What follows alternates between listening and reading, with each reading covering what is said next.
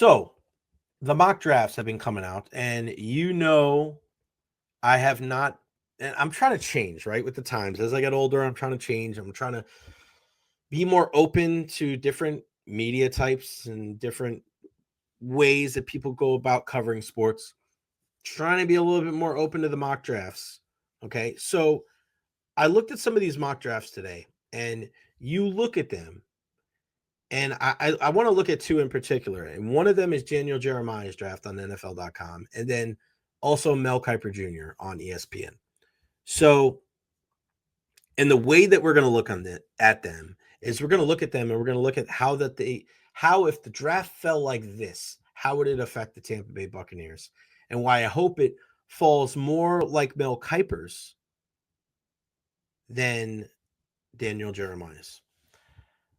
Now, when you look at Daniel Jeremiah, who's done a really good job over the years, okay, and I'm going to share the screen with you, and it looks pretty standard, okay? Looks pretty standard, and let's not forget that in this year's draft, everybody owns their own first-round pick, which I don't think is going to last.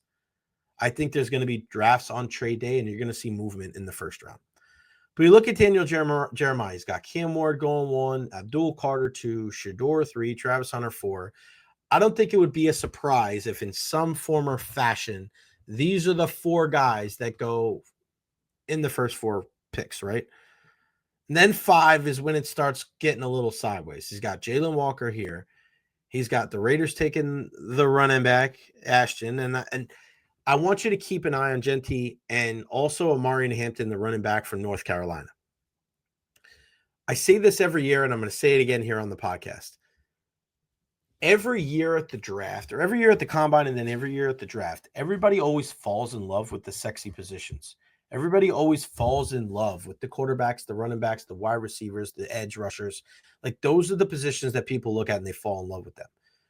You want, if you're a Buccaneers fan, to have as many of those sexy picks off the board before you're on the clock at 19.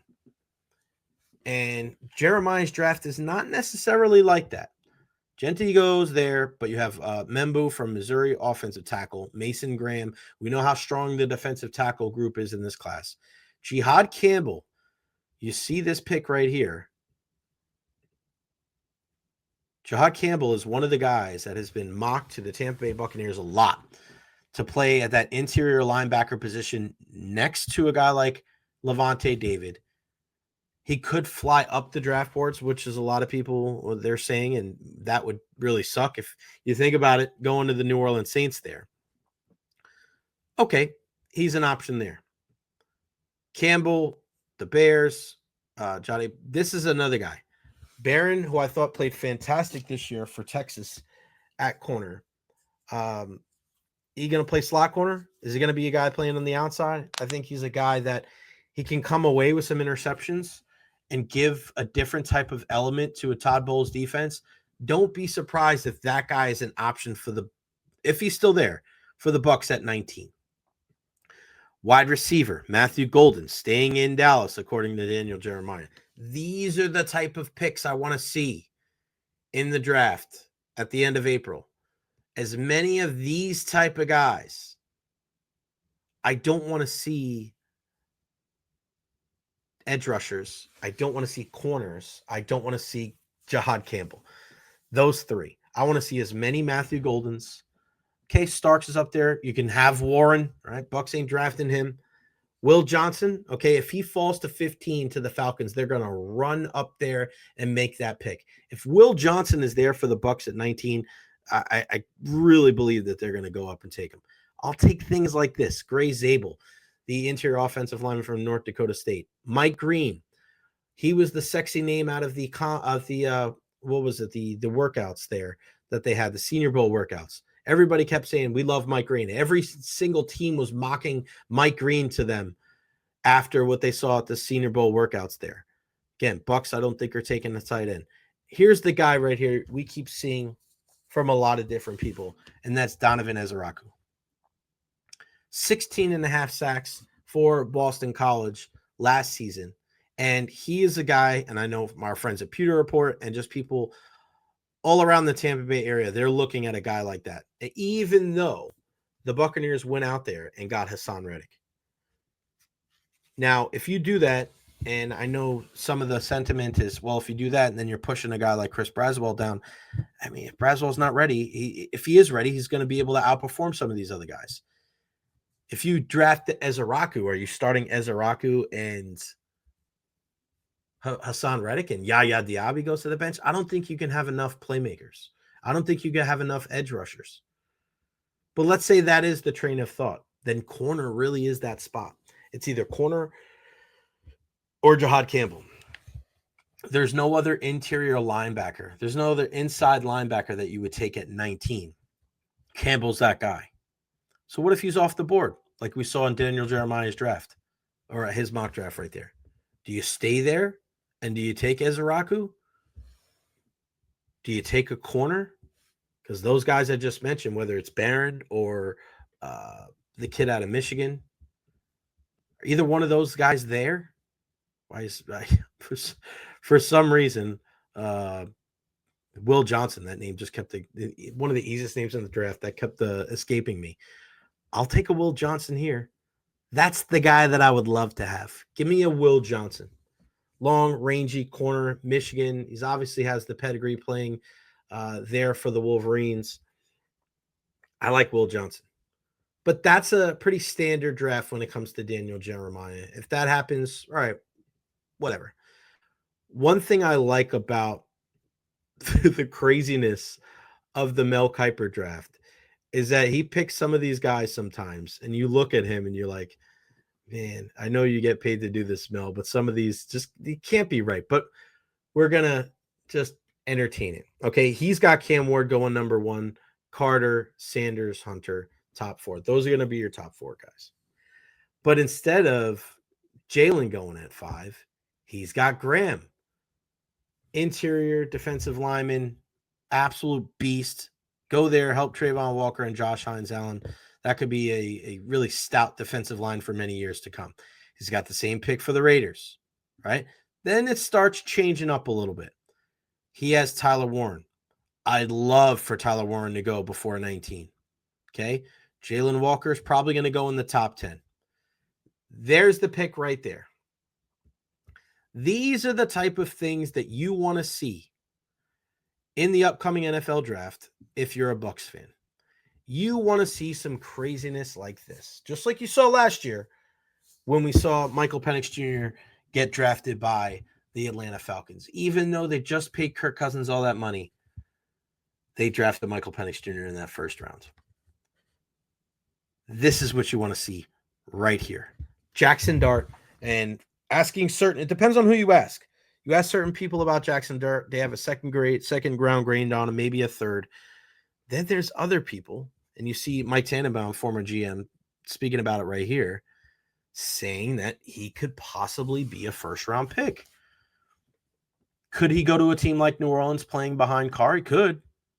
Some of the throws that he made last season, I looked at it and said, that was very accurate, very sharp, looks like a good player.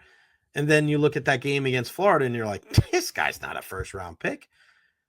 Again, we can't judge how they're dressed in, cut-off shirts and shorts and be like, oh, that guy's so great. I don't know if that's necessarily the way to go. What does the game film tell you? What does the tape tell you?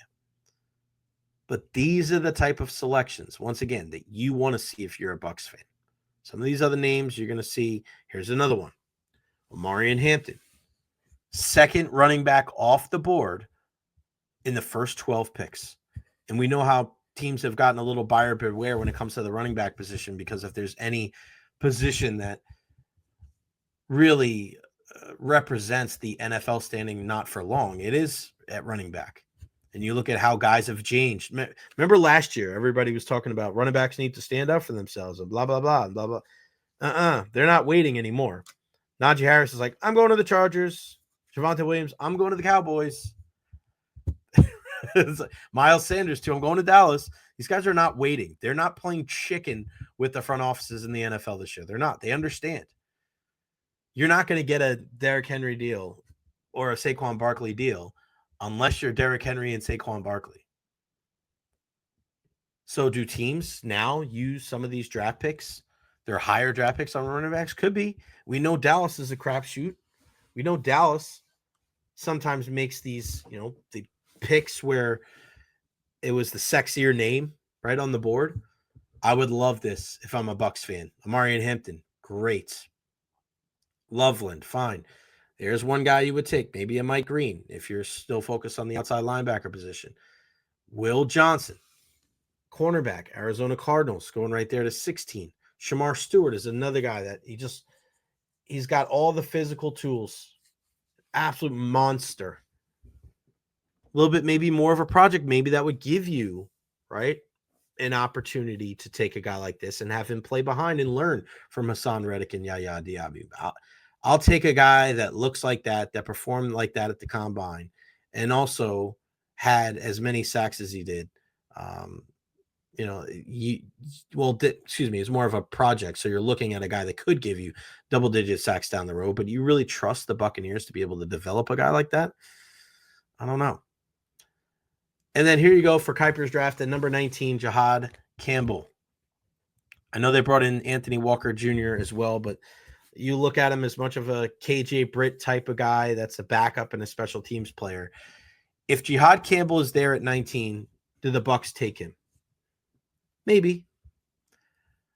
But when I look at this draft from Mel Kiper Jr., and I look at the guys that, and if you notice, and we'll go all the way down, look, keep looking. Notice who is not in Mel Kiper's draft. And there's Barron, another guy I like at 24. Okay. Notice who's not here. Thomas is also an option for Florida State. And this is the guy too, right? Look at Thomas. Look at Barron. Look at maybe James Pierce if you're going to go outside linebacker. Who don't you see, guys? You don't see Donovan Ezeraku. Okay? So when I look at the draft and I look at what the Buccaneers could do and what the Buccaneers should do, if you see a lot of those flashy names off the board in the top 13, 14, 15 picks, I really hope that Jason Light looks at trading back in the first round. Accumulate picks, give yourself an option to be flexible maybe in other parts of the draft. But if you get to a point where at 19, you have Ezeraku still on the board, Campbell still on the board, Pierce still on the board, Barron still on the board, Will Johnson still on the board. Like, those are a lot of guys available there that fill a need and could also be denoted as best player available. People fall in love with trading up in the draft. I just think unless there's a guy there that's a can't miss home run franchise changer.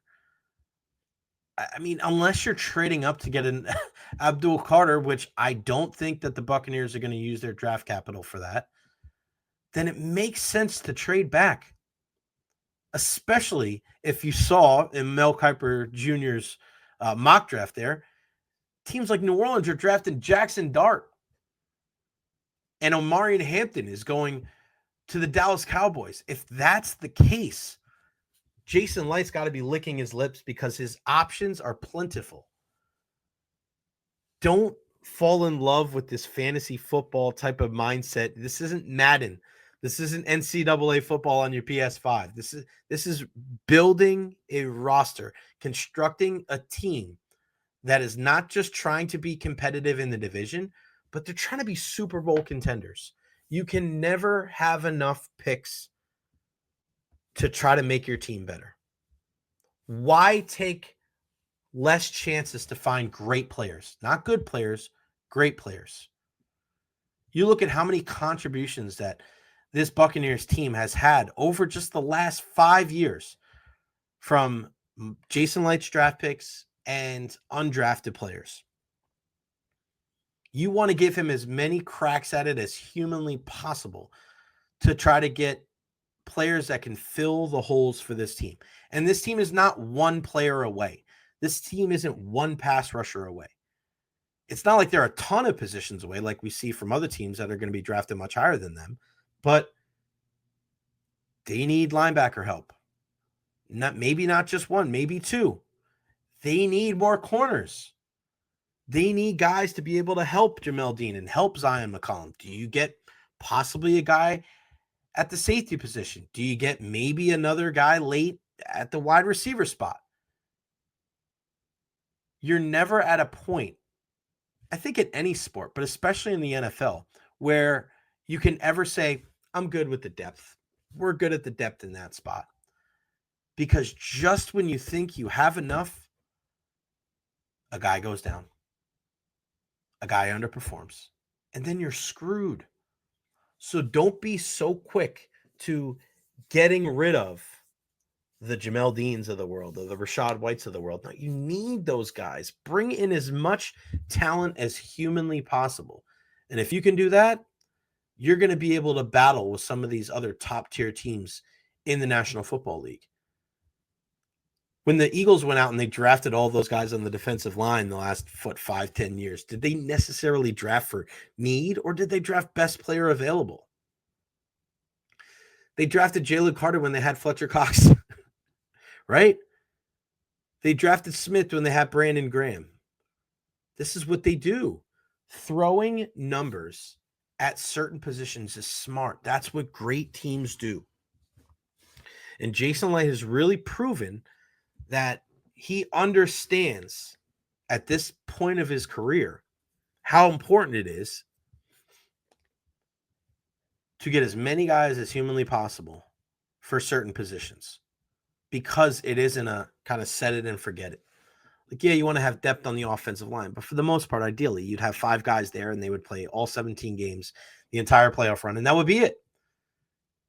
And if you need to go get somebody, maybe get somebody a trade, maybe have one guy step up, like we saw Aaron Stinney step up in the Super Bowl a couple of years ago when Alex Kappa went down.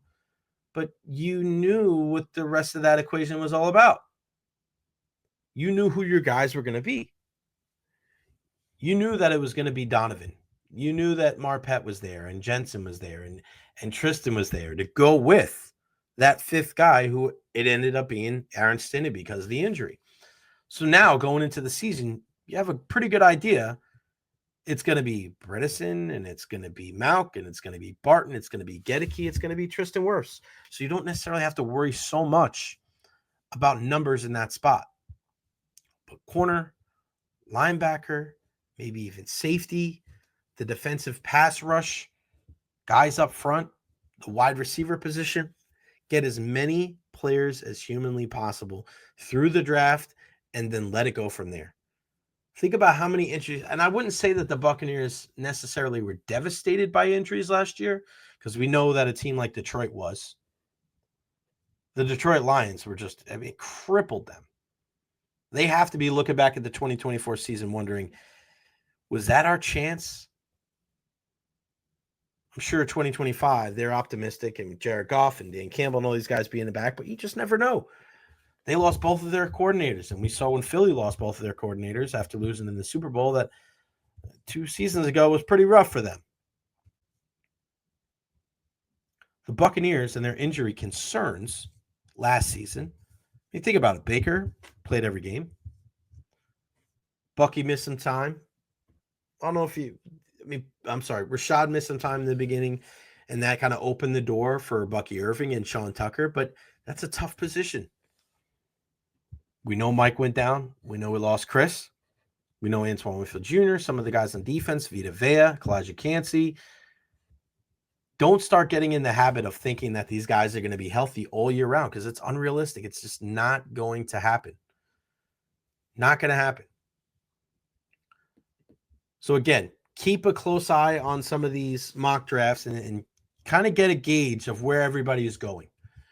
Daniel Jeremiah, the Walter Campbells of the world, Charlie Campbell, WalterFootball.com.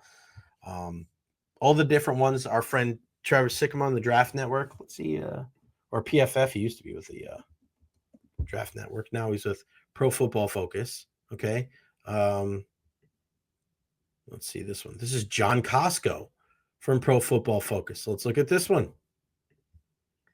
Let's see where he's got everybody. He's got Giants trading up to take Cam Ward. Shador going to Jackson Dart going number 3. He's got Ted McMillan going as high as 6. Carter falling to 7. Ezra Rocco going as high as 10. This one is bonkers. Barry going 14. Pierce 16. There's Will Johnson. And the Bucs taking Jahad Campbell at 19. Look at behind him. Right? Genty there. Mike Green. You telling me you wouldn't want to trade back to 22? Wow. That if it falls that way, that's going to be pretty wild as well. So you never know when you're looking at some of these drafts how it's going to shake out. Some of them are just kind of wacky altogether. That was a wacky one. I want to see if we can get our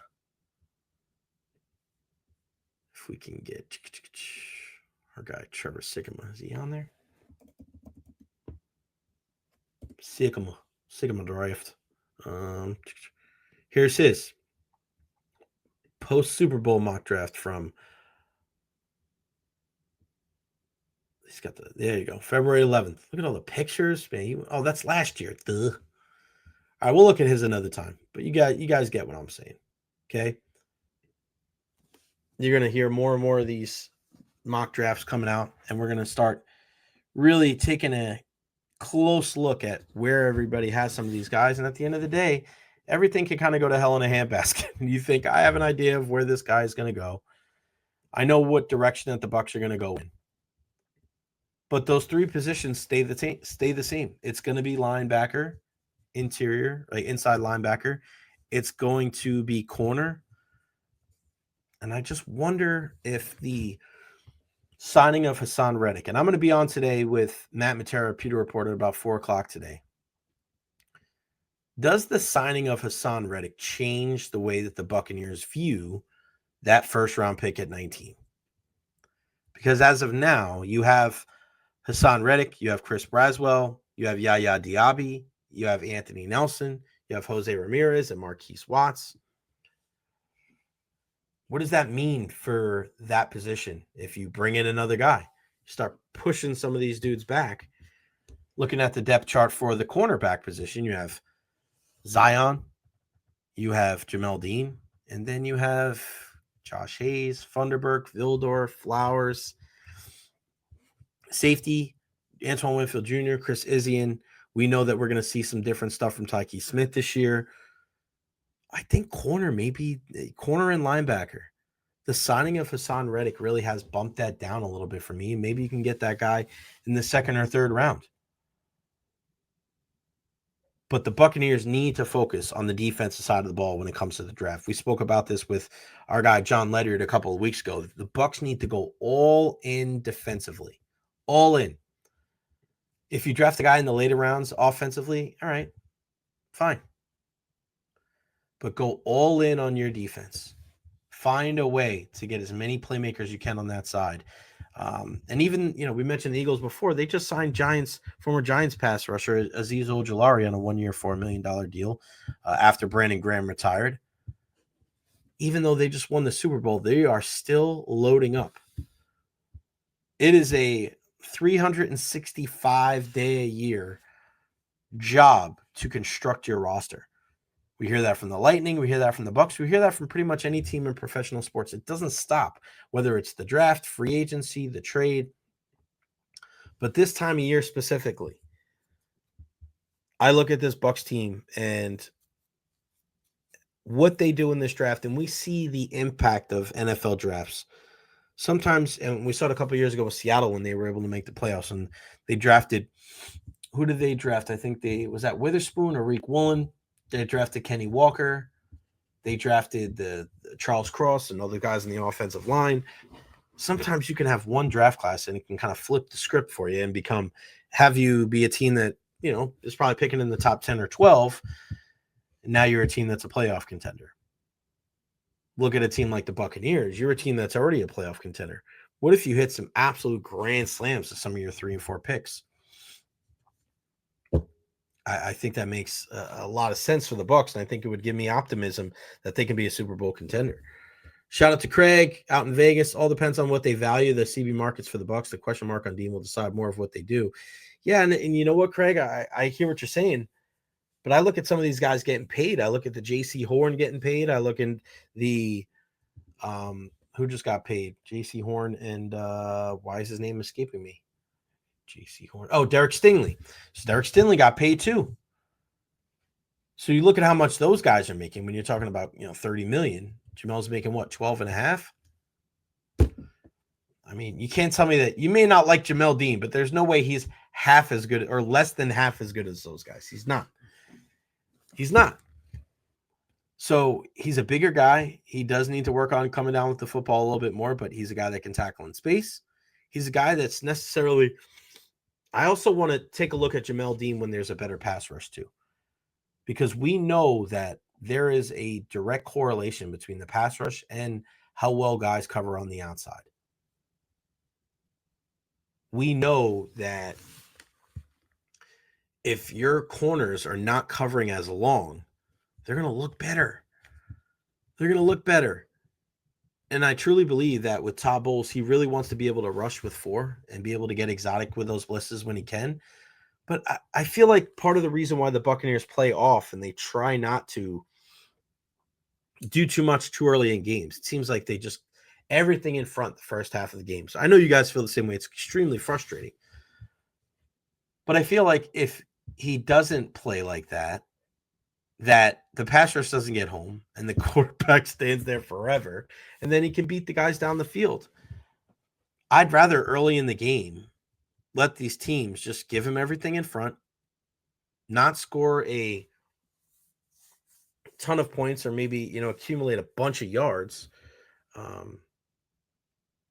And, rather than being like, all right, well, we're just going to be stubborn. Everybody like press man. And then when they get beat over the top, before you know it, it's 21-0. Can we really rely on Dean to play more than 14 games in the season? Best ability is availability. I don't disagree with you, buddy. I don't. But there's also not a ton of good corners in the league that A, can play, or B, stay healthy. If it was that easy, and it's funny, Jamel Dean is one of those guys. I am not like in no way of. I'm not one of those guys that are like, I can't stand Jamel Dean. They got rid of him. I have friends that are like that. They're like, I don't like Jamel. I think he's the worst. Please get rid of him. I don't know if I know anybody that's like a huge Jamel Dean fan. I'm kind of in the middle. When it comes to Jamel Dean. I think there's some good things there. I know how much Todd Bowles values some of those bigger guys and being able to get together to be able to stop the run and be able to use everybody there to be able to make tackles in space. I know that that's something he values. He likes those big guys to be able to jump up and break passes up. But yeah, you have to question the availability. You have to question with the interceptions. You got to be able to come down with some of those balls that you're high pointing. And that's a way you kind of change the momentum of a game. Shout out to Alec Vega. So happy to hear from you, man. Keep up the great work. I like your idea of trading back in the draft. So Craig, I ask you, you're talking about that. I mean, we look at, I think that's why corner. I feel a lot more, I think corner at the outset, when we first had this question or first had this discussion a couple weeks ago, corner to me was the 3rd out of 3. And of course, that was before free agency, before Hassan Reddick got brought in. But I look at it now, and I think corner may be number 1. I think corner may be that top spot, followed by linebacker, followed by pass rush, because bringing Reddick in and knowing what that would do to a guy like Chris Braswell, who was their 2nd-round pick last year. Braswell, it shouldn't matter, and I don't think it matters when it comes to like how good a guy's going to be. It doesn't matter where you get drafted when it comes to what your potential is and how good you can be with the right work. But you also have to understand that guys that get drafted higher are going to get more opportunities because you invested that draft capital, you invested that money into these guys. So are guys in the 1st and 2nd round going to get a more of an opportunity than guys in the 5th and 6th round? No doubt about it. No doubt about it. It's going to happen every single time. So even though I was not impressed with what we saw from Chris Braswell last year, I thought that he left a lot to be desired. the Buccaneers are going to give him every opportunity to be able to, if at the very least, not win a starting spot, but at least be a key part of this rotation. You saw it with Joe Tryon-Shoyinka, right? How many people out there were talking about JTS standing for just tackle somebody? And he just got opportunity after opportunity after opportunity. And then what? It took him to what, year 3? Before Yaya Diaby was starting to take starting repetitions from him. Takes a while. And when you have a team that's as fiercely loyal as the Tampa Bay Buccaneers, it's not going to be a quick snap of the fingers, a quick flip. These guys are going to get every opportunity to prove that they belong. And that comes from Todd Bowles. Todd Bowles is a player's coach in that mindset where he is going to give the guy an opportunity to win, an opportunity to play, an opportunity to make a difference. You may think that that's being hard-headed and that guys don't deserve that opportunity, they haven't earned it. That's part of the reason why Todd Bowles is loved and respected by a lot of players around the league, why people will leave and come back and play for Todd, because there is a loyalty in a sport that doesn't show it very often. And I know some people will look at how teams operate and will say, hey, it's a business. Flat out, it's a business. This is the way you got to go. And I understand that. I get that. But you want to be able to keep teams together for as long as humanly possible. And the only way you do that is sometimes, guys taking a little less. Sometimes guys, moving some money around. And for all the talk, and it's just so strange. We fall in love with these deals in the offseason. Everybody keeps saying like Jamar Chase and T. Higgins. And just how are they going to build that roster to be able to compete? I don't understand. I don't get it. You have Mike Evans and Chris Godwin like, yeah, we'll take less so we can stay together and be together and continue to build with this team. And then you have two guys in Cincinnati that are like, I need to get paid over $30 million or I'm gone or I'm going to sit out. I get it. But at another point, I don't get it. It's about building teams and winning championships. You can still make a boatload of money along the way.